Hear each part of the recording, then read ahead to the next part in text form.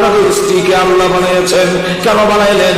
আদমকে तमाम পৃথিবীর মাটির সার নির্যাস থেকে বানাইলেন। আদম শব্দের অর্থ হলো, ফার্সিতে বলা হয় রুয়ে জমিন, বাংলা বলা হয় ভূপৃষ্ঠ। পৃথিবীর এমন কোন জায়গা নাই যে জায়গার মাটি আদমের বডিতে লাগানো হয় নাই।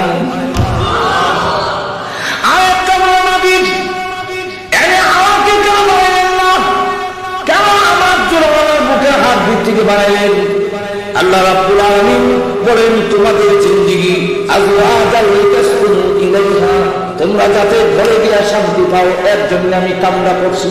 আলাদা যদি বানাইলেন, একজনের প্রতি আরেকজনের দরদ হবে না, মহব্বত হবে না। আর মহব্বত যদি না হয়, আল্লাহর কসম জিন্দেগিতে পরিবারে কোনোদিন শান্তি হবে না। স্ত্রীর মনে যদি আপনার মহব্বত থাকে, স্ত্রীকে তো আচরণ করে আপনার কাছে কষ্ট লাগবে না, বরদাস্ত করা সহজ হবে। স্বামীকে যদি স্ত্রী মহব্বত করে, জেনে করুন আল্লাহর কসম, স্বামীর কোনো খারাপ আচরণ যদি অনিচ্ছা সত্য হয়ে যায়, স্ত্রী বরদাস্ত করতে পারবে, যেহেতু স্বামীকে সে মহব্বত করে। আল্লাহ কণ্ঠক কিনা আল্লাহ তিনি গোসল করতেছেন জল চকিতে বসে। আম্মা জান আয়েশা রাদিয়াল্লাহু আনহা পানি ঢেলে দেন। নবীজি ডাক দিয়ে বলেন, আয়েশা গো, পানি লাল হয়ে যায় কেন, সাদা পানি লাগে? আম্মা জান আয়েশা বলেন, ওগো নবীজি, আপনার জল চকির নিচে আমার পায়ের একটা আঙ্গুল পড়ে গেছে, আপনার শরীরের চাপে আমার আঙ্গুলটা ফেটে রক্ত ঝরতেছে, পানি লাল হয়ে যায়। আল্লাহ নবী বলেন, আয়েশা তুমি আমাকে কেন বললে না? ওই শব্দ কেন নাই, কোন উফ শব্দ করলে না? আয়েশা, তোমার আঙ্গুল ফেটে গেল, আমাকে বললে তো আমি দাঁড়াইতাম, আঙ্গুলটা বেঁচে গেল। আম্মা জান আয়েশা বলেন, ওগো নবীজি, আমি আপনাকে আমার নিজের প্রাণের চাইতে কোটি কোটি গুণ বেশি ভালোবাসি। আমার আঙ্গুল কেন আল্লাহর কসম করে বলে, আমার কলিজা যদি আপনার জল চোখের নিচে পরে টুকরা টুকরা হয়ে যেত, তথাপি নবীকে দাঁড় করানোর কষ্ট আমি আয়েশা কোনোদিন করাইতাম না। ভালোবাসা যখন আসবে, তখন দেখা যাবে তার পক্ষের অনেক কষ্ট আপনার সহ্য করা সম্ভব হবে। এই হলো দুনিয়ার জীবনে সুখ শান্তি হওয়ার জন্য আল্লাহ বলেন, আমি তোমাদের বুকের হাড্ডির থেকে বানাইলাম, যাতে একে অন্য আবার জান্নাতে দেবার সময় জোড়া জোড়া দেবা, জোড়া জোড়া জোড়া জোড়া। স্বামী স্ত্রী একজন আরেকজনের আঙ্গুল ধইরা কিয়ামতের গভীর ময়দানে একজন আরেকজনের আঙ্গুল ধরে জান্নাতে যাওয়ার জন্য হুকুম দেওয়া হবে, যদি দুজন জান্নাতি হয়। আর এমন যদি হয়ে যায়, স্ত্রীর আমল ভালো কিন্তু স্বামীর আমল এত ভালো না, আল্লাহ বলবেন, স্ত্রী গো, ও মহিলা তুমি জান্নাতে যাও। মহিলা জান্নাতে উঠে বলবে, আল্লাহ জান্নাতে যাওয়ার সিস্টেম জোড়া জোড়া, আমার স্বামী গো, তোমার স্বামী এত আমল হয় নাই, যার পরে জান্নাতি হতে পারে। মহিলা তখন ডাক দিয়ে বলবে, প্রভু জান্নাতের টিকিটটা নিয়ে যাও, আমি যাব না যতক্ষণ পর্যন্ত আমার স্বামীর অনুমতি না দেওয়া হবে। আল্লাহ ডাক দিয়ে বলবেন, আমি টিকিট দিয়ে ফেরত নেওয়া আর অভ্যাস আমি আল্লাহর নাই, এটা শুকুরের কাম দিয়ে ফেরত নেওয়ান। আমি আল্লাহ টিকিট দিয়ে ফেরত নেই না, ফেরত না নিলে আমার স্বামী যে জান্নাতি হবে না, আমি যাবো কেমনে? আল্লাহ তখন ডাক দিয়ে বলল, তোর দরখাস্ত মঞ্জুর করে তোমার স্বামীর জিন্দেগির অপরাধ আমি আল্লাহ মাফ করে দিলাম। আবার তুই স্বামী জান্নাতি না, স্ত্রী জান্নাতি না, আমলে হতে পারে। আল্লাহ তখন ডাকতে বলবে, ওই মহিলাই দিলাও, হ্যাঁ স্বামীকে বলবে, যাও, আল্লাহ আমি জান্নাতে যাবো, আমার বেগম সব কই বলে যাও, উপযুক্ত হইছে না। আল্লাহ যদিও এত আমল করতে পারে না, কিন্তু আমি ফজরের সময় শীতের সময় উপরে দেখছি পানি গরম করে আপনাদের রেডি করে রাখছে। আল্লাহ বাজারে গেলে বাজার থেকে এসে দেখি খাবার যাতে ঠান্ডা না হয়, এই জন্য খাবার গরম করে রেখে দিয়েছে। এই যে আমার ভালোবাসলো, আমি এখন দেখে জান্নাতে যাই কেমনি? আল্লাহ তখন ডাক দিয়ে বলবে, পুরুষে যা তোর দরখাস্ত মঞ্জুর করে তোর স্ত্রীকে পুরোপুরি চলতে 70,000 গুণ বেশি সুন্দরী বানাইয়া জান্নাতে যাওয়ার জন্য হুকুম দিয়ে দিলাম। জান্নাতে যাওয়া একটা আল্লাহ সূত্র ধরে দিচ্ছেন। এখন আসুন বুকের হাত ভিত্তিকে যে বানাইলেন, এটার কারণটা কি? তো কারণটা হলো বুঝাবার জন্য যে চোখ যেমন তোমার, নাক তোমার, নাক যেমন তোমার, আট যেমন তোমার, হাত যেমন তোমার, বুকের হাতটি যেমন তোমার, বউটাও তোমার। ঘুমাই গেছে, বউটাও আমার, আমার হাত আমার, চোখ আমার, হাও আমার, বউ আমার। আর আমার শব্দ দেখানো লাগে এগুলো মহব্বত। আমার দোকান, আমার ঘর, আমার ক্ষেত, আমার জুতাটাও সিরা হইল আমার। যেরকম ঠিক ফারা জুতাকে মসজিদ বলতো ওই বালা জুতা ছাড়বে এটি না বলে আমার কথা বুঝাইতে পারছি না, বলে গেলে ঘুমো ধরলেছে শেষ করে দেবো। চলে দেখেন জুতা দি আর 2000 টাকা জুতা আছে, তোমার তো মসজিদে নাও না, কিন্তু হিটি নাও না ভালো লাগে বললেন না এই যেরকম ঠিক এমন কি করে যদি পায়খানার মধ্যে গিয়া হয় আর জনের পায়খানা যত গন্ধ লাগে, নিজের পায়খানা কত গন্ধ লাগে না। অনেকে তো পায়খানা দিয়ে দিবি না, নিজে আমাদের পায়খানা দিয়ে হয়েছে। আমার পায়খানা মতো পায়খানা আমার যদি আমার স্ত্রী হয় তাহলে তার প্রতি মহব্বত সৃষ্টি হবে। এই 2 নম্বর হলো, বলবো 2 নম্বর। 2 নম্বর হলো আমার কোন জিনিসের দোষ থাকলে আমি ভুলে লাই, দেখাই না। যেরকম ঠিক না? যেমন দেখেন, যেমন লক্ষ্য করে দেখেন, এক অন্ধ দেখি, অন্ধ কারো বুঝুন তো কারা চোখে দেখে না, যেরকম ঠিক না? এক অন্ধ দেখি কালা চশমা, সানগ্লাস দেখবার লেগে লাগাইছে না? খেলে গিয়া আমরা চশমা দিছি দেখবার লেগে পাওয়ার আছে লাগাইছি, দেখতাম খানা বাড়া খেলে দিছি দেখবার লেগে না। এর চোখের দুষ্টা ঘুরে রাখতো, কারণ বাবা মানুষ তো সুদা যায়, যার চোখে দোষে এটা হয় দুর্বল লেগে খারাপ চশমা লাগাইছে, কারণ চোখটা আমার। যেরকম ঠিক 14 মাসের গরমে একবার মোজা করে রাখছে, বললাম ভাই আপনার তো মাথা গরম হয়েছিল, জুতা রাখছেন, হ্যাঁ আরে হ্যাঁ হ্যাঁ করেন আরে হ্যাঁ আমার খাওয়ার মধ্যে একজিমা দেখতে খারাপ, এর লেগে মোজা বসিতে কষ্ট হয়েছে, কিন্তু এরপরে ঘুরে রাখছি বাউরা তো আমার মোজা তো মারছি কিনা আল্লাহ ঠিক। তুমি আল্লাহ বলেন তোমার হাত দিক থেকে কেন বানাইলাম এই কথা বোঝার জন্য। বল লাগছে বাদুলি হয়, চোখ যদি দোষ হয়, বল যদি কারা হয়, আরেকজনের কাছে তোমার বউ, তুমি যদি দোষ দেখতে রাখো কিয়ামতের মাঠে আমি আল্লাহ তোমার দোষ দেখতে রাখবো। এখন চিন্তা করেন, আর নারীদেরকে বলছে ও নারীরা মিছিল দিলে কাম হতো না, তোমার পুরুষের বাঁকা হাত দিক থেকে বানাইছি, কথা বলতেছি, তুমি পুরুষের অধীনে থাকাই তোমার জন্য নিরাপদ। আরো যেরকম যদি তুমি মনে করো আর স্বামীর কথা মানবো না, বাংলা ঘরে থাকবো না, তোমার ইজ্জত থাকতো না।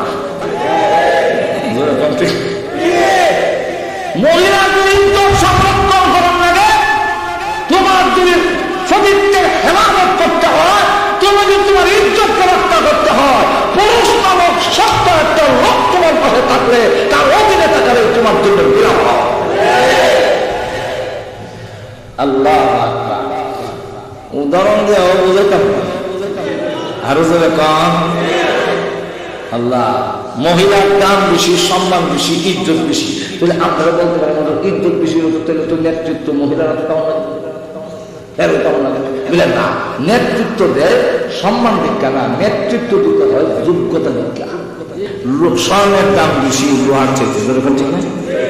এখন কুদাল বানাইয়া মারি কুড়ার নেতৃত্ব দিতে গেলে কুদাল বানায় স্বর্ণ দিয়ে না লোহা দেয়, দা বানায়, হাতুড়ি বানায়, আর স্বর্ণ দিয়া কুদালও না দাও না কোন কিছু না, কানের জুম খাওয়া, এটা খালি সুন্দর এখন ঠিক কিনা। গলার মধ্যে নেকলেস বানাইছে, ওখান দেখা যায় সামলা মহিলাও ফর্সা হয়েছে। আর কানের মধ্যে যেদিন স্বর্ণ করে একদিন মহিলারা ইচ্ছা করে মাথাটা বেশি লাগায়। বাচ্চা অসুস্থ, আপনি বললেন তুমি সারাদিন কষ্ট করেছো, এবার আমার কাছে যাও। এখন আপনি নিয়ে সারাদিন দোকানদারি করিয়া ওই যে জ্বর উঠছে বাচ্চাদের ঘুমাইছেন, কান্না না কান্না না কান্না না কইতে কইতে আপনি নিজে ঘুমাই গেছেন। বাচ্চার কান্দা হয়ে আবার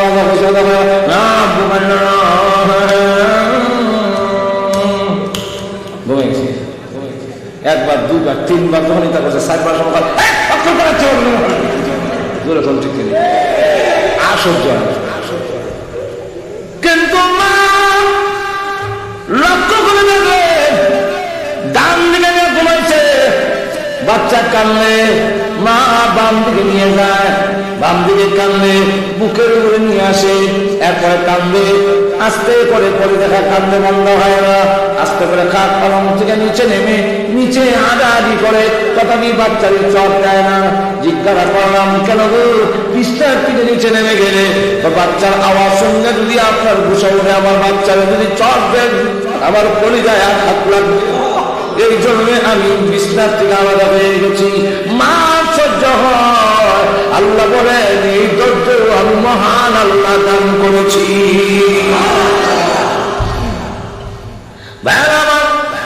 এই হলো কাজের মধ্যে কার কোন কাজ হবে, তাই আল্লাহ বুকের হাত থেকে বানাইলেন। গেল 3 নম্বরটা বলবো। 3 নম্বর হলো আদিরা 4টা পর্দার ভিতরে। কটা পর্দা? কেমনে?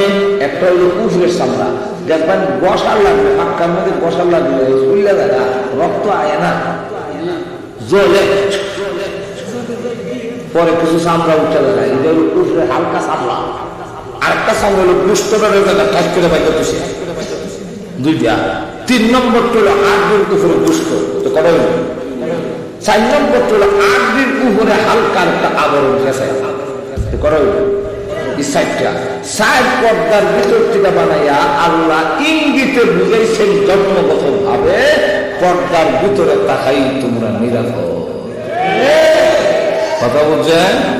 পর্দার বাইরে যাই না, খাইব নজর এখান থেকে কিনা। এটা আমরা আব্দুর রহমান জামি সাহেবের ওয়াজ ঘুমাই গেছেন শিয়ালে মিলে খাওয়ান খাইছেন না, এরপরে বলে ম্যাপ করে নদীর ফলে আগে আর যা দেহে কাঁকড়া গাতার বলে মুরগি যখন খাইলাম না, তার কাঁকড়াই খাই দেয়। তখন কাঁকড়া তো গর্তের ভিতরে, বাইরে না হইলে কেমনে জোর এখন ঠিক না। তখন যদি বাইরে খামু আমরা ওই সমস্ত লম্পট বাচ্চারাও মহিলারা শুধু ঘর থেকে না বাই করে কেমনে হইতো, এর লেগে তোমাদেরকে সান্তান দেওয়া হয়েছে এই খাই দিত। কিন্তু কাঁকড়া করে দিতা আর শিয়ালে দশটের ফারিকা কাঁকড়া না বাড়ি তো কথা করতো না। যদি আবার কাকড়ি মাকড়ি কবর পরমা সুন্দরী বাহিরায় নমস্কার করো,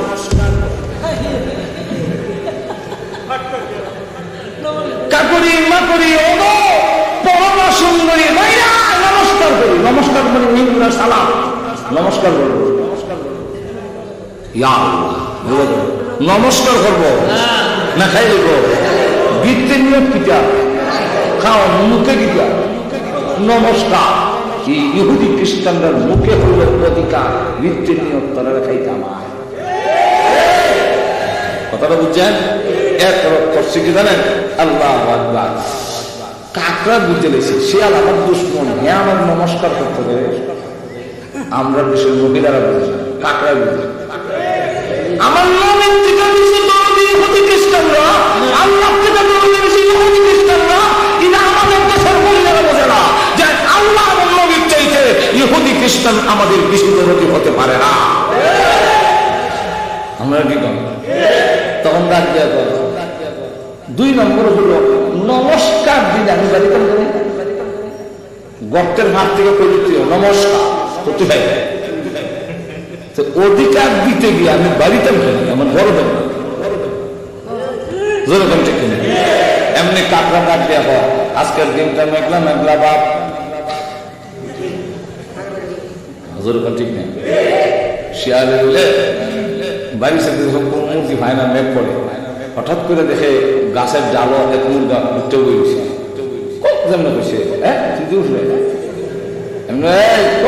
আদান এই ডালো থেকে দিলে কি নিচে নাম নামাজ পড়ি নাম শিয়ালে নামাজ পড়বো এই মুরগা আদান দিছে তো নামাজ পা বলে আদান দিছে খুব করে কুব্জ করছে বলে তো পারতেছেন খুব করে খুব করলাম মুরগা তো শিয়ালে আজান দিছে গাছের ডালা কেন নিচে নামাজ পড়ি নামাজ পড়বো না খাই দেবো বিচ্ছে খাওয়ানো নিয়ে কুকুর দেখা নামাজ শিয়ালের আওয়াজ তখন শিয়াল হইতেছে কুত্তা এমনি শিয়াল ডাকা মুরগা ডাক দেখো কি শিয়াল নামাজ না করবি ইমাম আইছে আমি তো মুয়াজ্জিন যেরকম ঠিক কিনা এমনি শিয়ালের ডাক কুত্তা শিয়ালের ডাক দেখো নামাজ পড়ার তো ইচ্ছা আছে উচিত তোর ইমামরে দেখে আমার বুঝু ছুটতে গেছে লেগে যাই না যেরকম ঠিক কিনা সুতরাং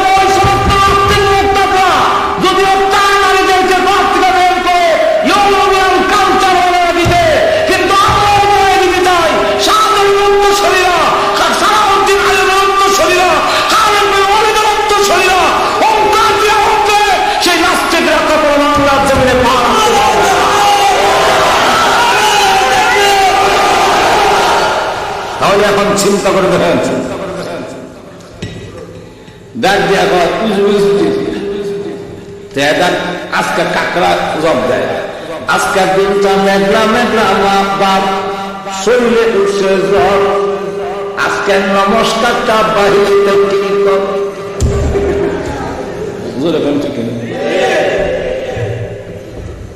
নমস্কার করার জন্য কিছু দেয় তার বাড়িতে করবে মাজুর এখন ঠিক কিনা তাহলে আসুন পর্দার ভিতরে 8 জিগা যেটা থাকে এটা যদি অপারেশন করে সব ফালাই দেখা যায় 8 দেখা যায় কিছুদিন পরে দেখা যাবে কামড়ে গেছে মর হয়ে গেছে ভেঙে গেছে